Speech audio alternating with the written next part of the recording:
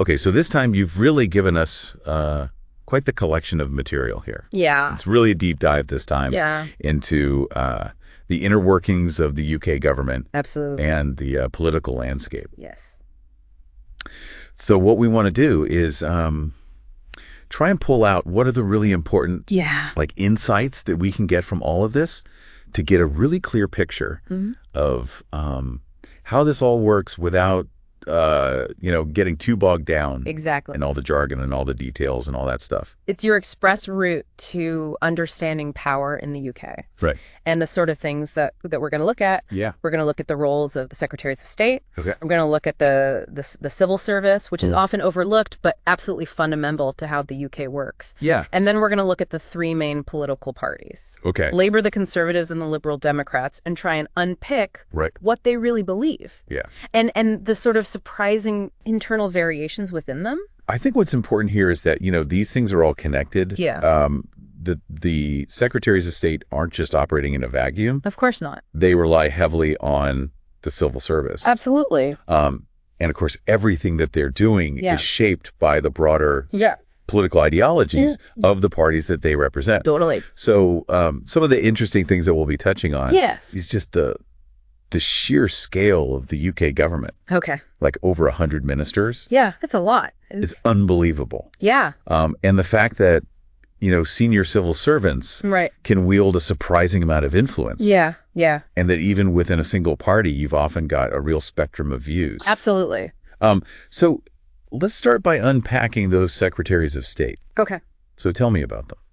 So the material that you shared makes it clear that the Secretaries of State are the most senior ministers within the UK government.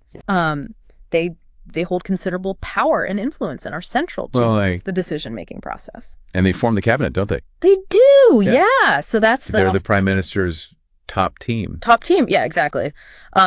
Really, the committee of senior ministers who are going to advise the PM and make decisions collectively on big issues. Absolutely. But the scale of this ministerial structure is pretty incredible. It is, yeah. So there's one prime minister, obviously. Right. Then 21 cabinet ministers. Yeah. All of whom are secretaries of state. Correct. And then beyond that, another 96 ministers. Okay. Who are kind of outside of the cabinet with various responsibilities. Right. And that brings the total to 118 ministers in government. Wow. So it gives you a sense of the number of people involved in running this show. Yeah. Okay, so, and each Secretary of State. So each Secretary of State is responsible for a particular government department or ministry. Okay. So, like portfolios. Yeah, like portfolios, exactly. Yeah. You've got healthcare, you've got education, you've got defense, you've got finance. Yeah. And in one of the documents that you shared, there was a really interesting organizational chart that showed that direct link between a particular Secretary of State and their area of policy. Okay. So they're the ones accountable then? Yeah. So each Secretary of State is ultimately accountable for how their department functions. Right.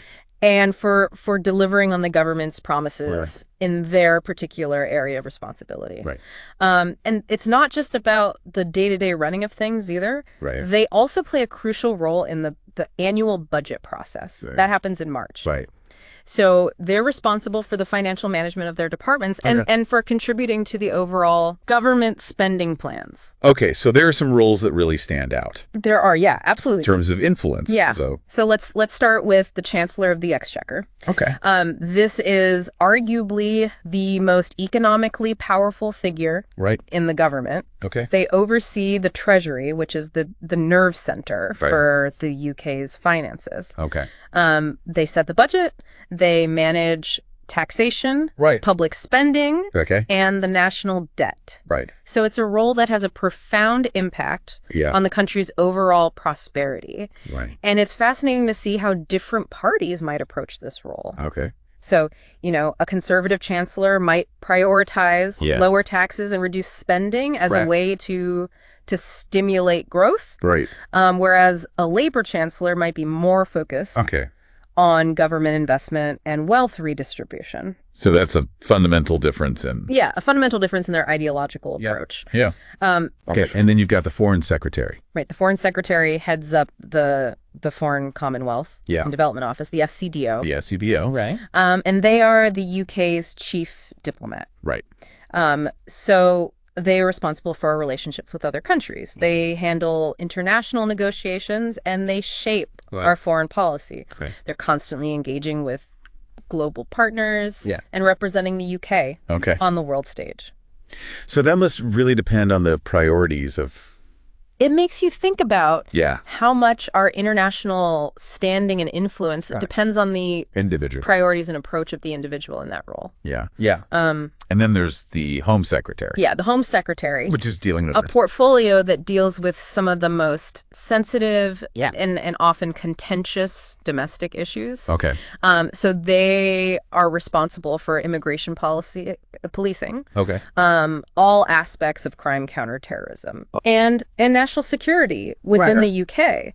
So they oversee crucial agencies like the police and MI5. Okay. And they constantly have to navigate this very delicate balance between national security on the one hand and individual civil liberties on the other. Yeah. And again, this is a tension where different political ideologies might resolve it in very different ways. Right. So another role with a really long history is the Lord Chancellor. The Lord Chancellor, yes. So they're heading up... They head up the Ministry of Justice. Ministry of Justice. And play a central role in the legal system. Right. Historically, they were also a senior judge. Right. But now their responsibilities are more focused on the judiciary, the courts, human rights, and constitutional affairs. So it's an interesting one. Yeah, a fascinating role that really connects the executive and judicial branches of government.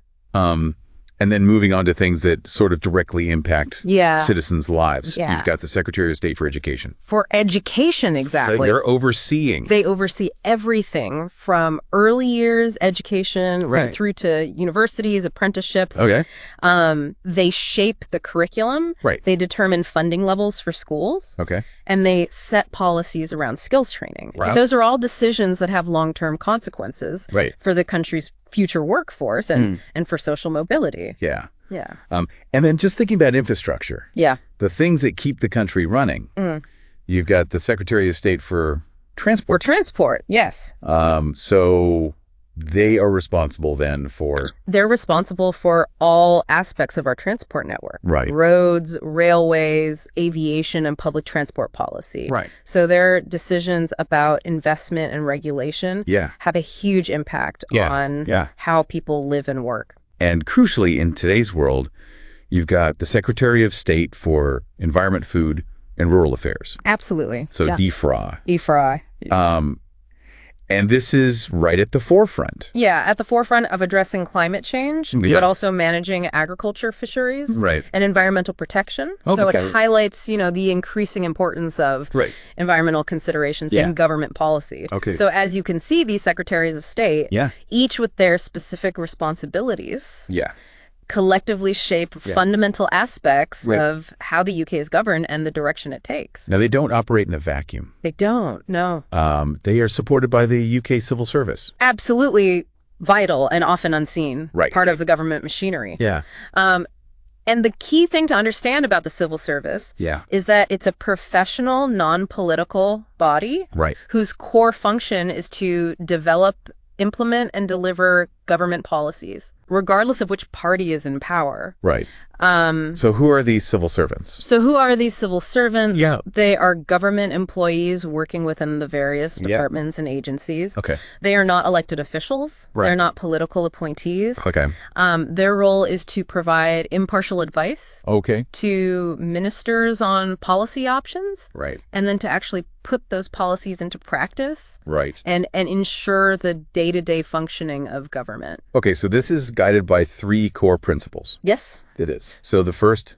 The first, as you said, is impartiality and political neutrality. Right. So they must remain objective and unbiased in their advice and work for any government. So the interesting thing about this impartiality is that on the one hand, it obviously ensures neutrality. Yeah. But on the other hand, you could argue it could shield the civil service from scrutiny if something goes wrong. Yeah. That's a really good point, actually. With a policy. Yeah, it's a potential downside of that core principle. Okay. The second principle is anonymity.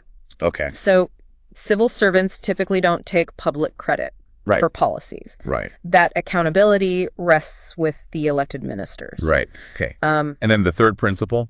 The third principle is permanence. Right. So unlike politicians who are elected for a set term, civil servants remain in their roles regardless of which party is in power. Okay. So this provides a crucial level of stability and continuity within the government. Right. You might have heard that traditional image of a civil servant in their formal attire. Right, with a bowler hat. With a bowler hat, yeah. It's a bit of a throwback now. Yeah, it's a bit of a throwback. But it speaks to that. But it speaks to that idea of a sort of dedicated, long-term public service. Yeah. Okay, so how do ministers and civil servants actually work together? So, in theory, the division of labor seems pretty straightforward. Okay. So ministers set the overall policy direction. Right. You know, they come up with the big ideas. Yeah. The civil servants then provide their expert advice. Okay. And figure out the best way to implement those policies. Right. And ultimately, the minister makes the final decisions. Okay. And takes political responsibility for those decisions. But in practice? But in practice, as your sources likely touched upon, it's a bit more complex than that. Okay. Senior civil servants often have decades of experience. We're talking 20, 30 years or even more within a specific department. Right. And here's where it gets really interesting. Yeah. Some of these top civil servants can actually earn higher salaries than the ministers that they advise. Okay. Because of their deep, long-standing expertise and institutional knowledge. Right. They can wield significant influence. Behind the scenes. Right. They're the ones who truly understand the intricacies of how government works. Yeah. And can often shape the advice that ministers receive and potentially influence policy. In subtle but important ways. Okay, and leading this whole civil service is Simon Case. Simon Case. The cabinet secretary and head of the civil service. Yeah, he holds a really pivotal position. Yeah. He's the prime minister's most senior policy advisor. Okay. He acts as the secretary to the cabinet. Right. Which means he's crucial in coordinating across the different government departments. Yeah. And he's also the overall leader Okay. For the entire civil service workforce. Right. It's important to say, isn't it? That yeah, it's important to clarify that although the cabinet secretary attends cabinet meetings right. and provides vital advice and support, right. they are not actually a member of the cabinet themselves. Yep. They don't have that same decision-making power as a government minister. Okay. And when you consider the sheer size of the civil service, yeah, you know, around 490,000 employees, wow, it gives you a sense of just how essential their role is in keeping the government functioning and delivering public services to the country. Okay, so let's shift our focus now to those political forces that drive the government. Yeah. So the three major political parties in the UK, the Labour Party, right, the Conservative Party, and the Liberal Democrats. Okay. And for each one, we're going to look at origins, their core beliefs, and some of the key ideological variations within them. Okay, let's start with the Labour Party then. Okay. So the Labour Party was founded in 1900. Right. Politically, it's generally positioned on the center left. Okay. And its core ideology is social democracy. Right. Which in essence means a belief in balancing a market-based economy with significant government intervention to achieve social justice, to provide strong public services like healthcare and education, and to protect workers' rights. Right. Historically, labor has very strong ties to the trade union movement, and those unions continue to play a significant role in the party's structure and in its policy discussions. Now, like any large party, it's not one unified bloc. It's not a single unified bloc. No. There are several distinct internal factions. Right. So, for example, you've got Progressive Britain. Progressive Britain, yeah. Which tends to represent those who align with the more centrist new labor policies of the Blair era. Okay. You've got Open Labour, which is generally considered the soft left of the party. Okay. So advocating for progressive policies. Okay. But often more willing to find common ground. Okay. With with centrist viewpoints. And then you've got Momentum, Right. which emerged as a significant Yeah. left-wing democratic socialist movement under Yeah. Jeremy Corbyn, Right. advocating for policies like Right. greater wealth redistribution and public ownership Yes. of key industries. Right. And then perhaps a less widely known faction is Blue Labor, Okay. which combines sort of left-leaning economic policies Right. with more socially conservative values. Right. And they're really aiming to appeal to those working class voters who Right. might feel alienated by some of the Okay. more socially liberal stances Okay. of the party. So all of those internal differences. These internal differences can often lead to lively debates, Yes. and shape the direction of the Okay. party's policy platform. Okay. It's also worth noting that relationship between the Labor Party Yes, and the Cooperative Party. absolutely. So they often field joint candidates in elections who stand under both party banners. Okay. The Cooperative Party is a separate political party, Right. but shares close ideological ties with labor, Right. and focuses specifically on promoting Okay. cooperatives, Right. mutual ownership, and greater economic democracy. Okay. So if we look at Yeah. Labor's core beliefs, Okay. one of their documents lays out 5 Right. key principles. Okay. So the first one is, by the strength of our common endeavor, Okay. we achieve more than we achieve alone. Right. So that really underscores that sort of Yeah. collectivist philosophy. It does. Yeah. Yeah. The idea that working together Right. for the common good is Yeah. more effective than Than just purely individualist. individualistic approaches. Right. Yeah. And then the second core belief Okay. is to create for each of us the means to realize our true potential. Okay.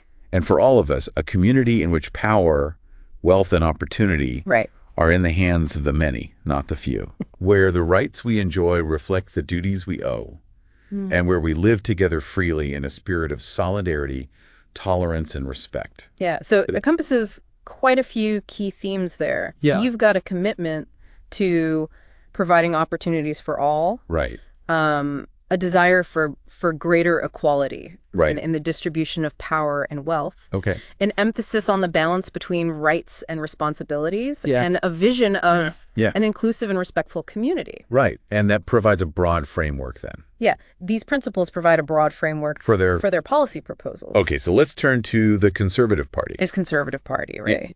So their modern form Okay. was established in 1834, 1834. but their origins can be traced back much further, Yeah, much further back. to the Tory Party Yeah, to the 17th century. of the 17th century. And the Tory Party, yeah. But a really significant moment Yeah. was the formal merger with the Liberal Unionist Party in 1912. In 1912, okay. And this solidified their position Mhm. as the primary right-wing party Okay. in Britain, and it reinforced their commitment Right. to British unionism, Yeah. particularly their opposition to Irish Home Rule at the time. Right. Okay. So politically, Yeah. they're generally positioned on the center right, On the center right. and their core ideology is a blend of conservatism, Okay. emphasizing the importance of tradition Yeah. and established institutions, Mm-hmm. economic liberalism, Yeah. which favors free markets and limited government intervention, Right. and British unionism, Yeah. so supporting the integrity of the United Kingdom. Okay. They are the oldest political party in the UK, They are. Yes. and have traditionally advocated for Yeah. lower taxes, less regulation, Right. and a strong national defense. Okay. But just like Labor, Yeah, just like Labor. the Conservative Party also encompasses a range Of internal factions. of internal factions. Absolutely. So you've got the One Nation conservatives Right. who represent a more moderate centrist wing of the party. Right. They generally support a mixed economy Okay. with some level of government involvement, Okay. particularly in public services, Right. like the National Health Service. Right. And they tend to emphasize social cohesion Right. and pragmatic policymaking. Okay. Historically, they've also been more inclined towards European cooperation Oh. than perhaps some other factions Right. within the party. Okay. Then you have the Thatcherites, The Thatcherites. Yeah, who draw their inspiration from the policies of Margaret Thatcher in the 1980s. Right. They are strong proponents of free market economics. Okay. Privatization of state-owned industries. Right. Lower taxes, and a smaller role for government in the economy. Okay.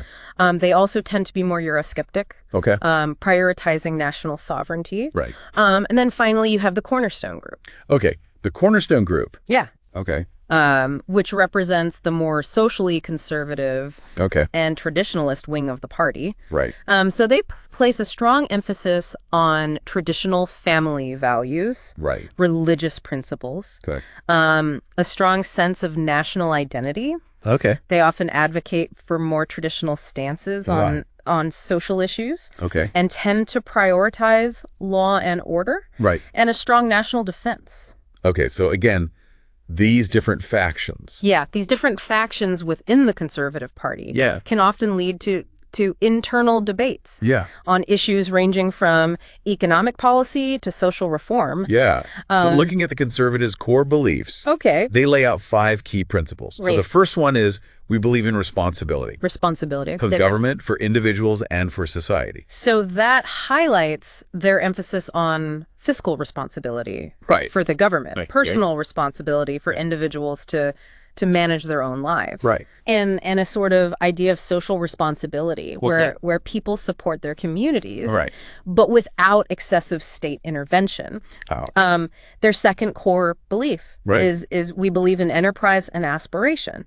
So reflecting their support for free markets, entrepreneurship, hard work, and the pursuit of individual success with minimal government barriers. Right. And then the third is a really defining statement. Okay. We believe there is such a thing as society. Right. It's just not the same thing as the state. Okay. So this clearly distinguishes their philosophy. Yeah, it does. From more socialist views. Right. And emphasizes the importance of, the importance of families, voluntary organizations, businesses, in shaping society, rather than the government being the primary driver. Right. And then fourthly, state power should be devolved from politicians to people. Right. From the central to the local. Okay, so indicating their support for localism. Right. And empowering local communities to make decisions. Okay. And then fifthly. And their fifth core belief is that personal ambition should be set as high as is humanly possible. Right. With no barriers put in its way by the state. Again, that emphasis on... Again, underscoring their belief in lower taxes. Yeah. And reduce regulation. To allow people to facilitate individual achievement. Okay, so finally, the Liberal Democrats. The Liberal Democrats, okay. So they were founded more recently in 1988. Yeah, 1988. Through the merger of the Liberal Party and the Social Democratic Party. Of the Liberal Party and the SDP? Right. So politically, they generally position themselves. Yeah, politically, they generally position themselves in the center to center left of the political spectrum. Right. And their core ideology blends liberalism. With its emphasis on individual freedoms, democracy, and the rule of law. Right. With social liberalism. Okay. Which adds a strong focus on social justice. Okay. Equality of opportunity. Right. And environmental protection. Right. They've generally been strong advocates for civil liberties, environmental sustainability, and electoral reform. Right. And have historically held a pro-European Union stance and supported progressive social values. Oh, okay. So within the Lib Dems. So within the Liberal Democrats, you also find different ideological tendencies. Right. So you've got the